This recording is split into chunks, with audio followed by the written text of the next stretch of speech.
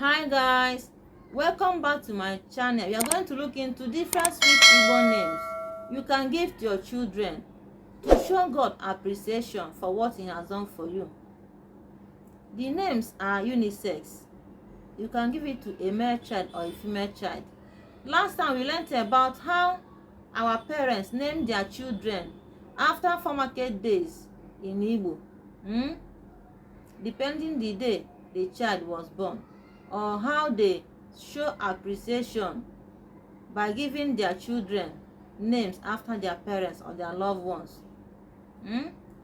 Ngwa ka anyị mụọ afa dị ụtọ, afa gbara ọhụụ ị nwere ike ịkpọ ụmụ gị, ọ bụ nwoke ọ bụ nwaanyị. Ngwa ka anyị bido.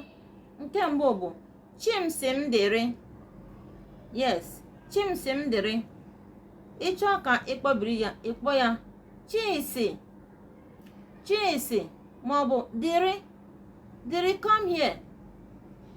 Nke ọ bụla ị kpọrọ ya ọ dị mma. Meaning, God says I shall live. God says I shall live. Nke ọzọ bụrụ Ifechi mere erika.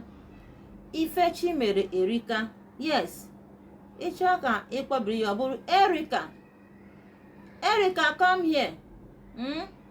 Maọbụ Ifechi, Ifechi, mkpọbiri ya. What God has done is countless or endless. Obi na-eto Chukwu. Obi na-eto Chukwu. Na-eto bụ mkpọbiri ya. Na-eto. The heart that praises God. Yes, the heart that praises God. Lota Chukwu. Lota Chukwu.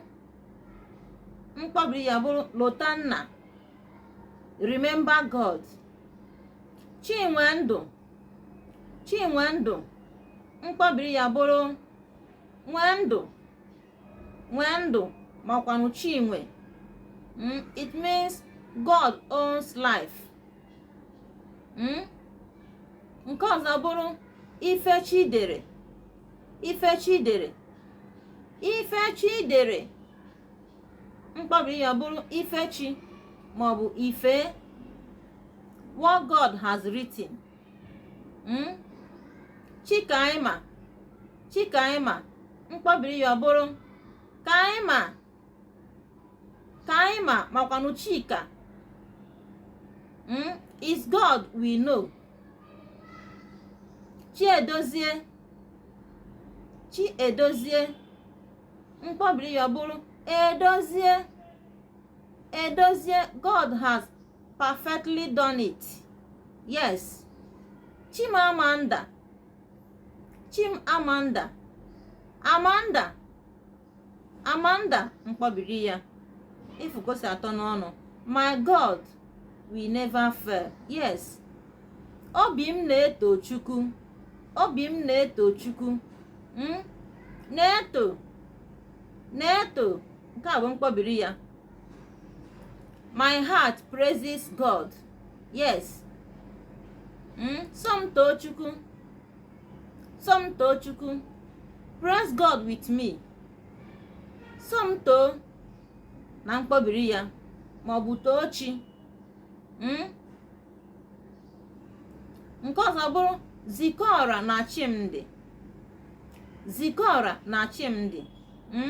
Show the world that my God is real. In English. Mkpọbiri ya bụrụ Zikora. Zikora, come here. Chidera. Chidera. What God has written. In English. Dera. Dera. Na mkpọbiri ya. Chimdiire. Chimdiire. My God is real. Dire. Dire, come here.